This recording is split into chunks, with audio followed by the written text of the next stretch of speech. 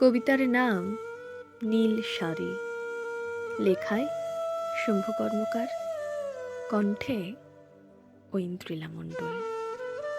দুলন্ত হাওয়ায় যেন সেই চেনা নীল শাড়ি, ফিরতি পথে পুবের বারান্দায় চাপা ভিড়, থমথমে কণ্ঠস্বর, হাট করে খোলা দক্ষিণের জানালা, ওরে আলু থালু খোলা চুল, ভেসে আসে চাপা অভিমান, শূন্য ঘরে প্রেমের দীর্ঘশ্বাস, সময়ের বুকে যেন এক শ্বাসরোধী অভিযোগ, গোছানো বিছানা, সাজানো টেবিলে তাজা রজনীগন্ধার শীষ, মেঝেতে ছড়িয়ে আছে অসম্পূর্ণ স্বপ্নের ছড়া পাপড়ি।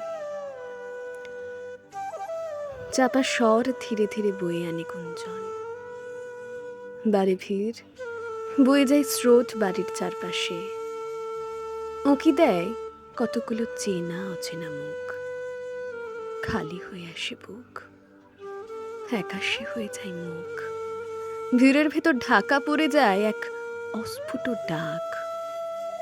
না, তা শোনার কেউ ছিল না। আমার চোখের সামনে ভেসে ওঠে কিছু বিচ্ছিন্ন ছবি, ময়দানের সবুজ মাঠ আর তার অবাধ্য নীল শাড়ির আঁচল, চুলে রজনীগন্ধার তাজা শীষ, হাতে কাঁচের রাঙা চুড়ি, কানে চড়ির দুল, মুখ ভরা বিষণ্ণতা, আমার কাঁধে এলিয়ে দেয় তার মাথা, হেজিয়ে দেয় বুক চেনা প্রশ্নে। সন্ধ্যা নেমে আসে মাঠের সবুজ ঘাসে, তার মনে জ্বালাতে পারেনি আশার ফুলকি, এই ব্যর্থ বেকারের ভেজা চোখ। না, তাকে থামানোর জন্য কোনো শব্দ ছিল না, ছিল না তার প্রশ্নের উত্তর, ছিল না তার বাবাকে দেখানোর মতো একটা নিরাপত্তা। ডিগ্রির প্রাচুর্য আনতে পারেনি তার মুখে হাসি, পারেনি তার হাতটা ধরে রাখার সাহস। ময়দানের আঁধারে হারিয়ে যায় সেই নীল শাড়ি আর কিছু অসহায় স্বপ্ন, চোখের সামনে ঘোলাটে হয়ে যায় তার ভেজা মুখটা।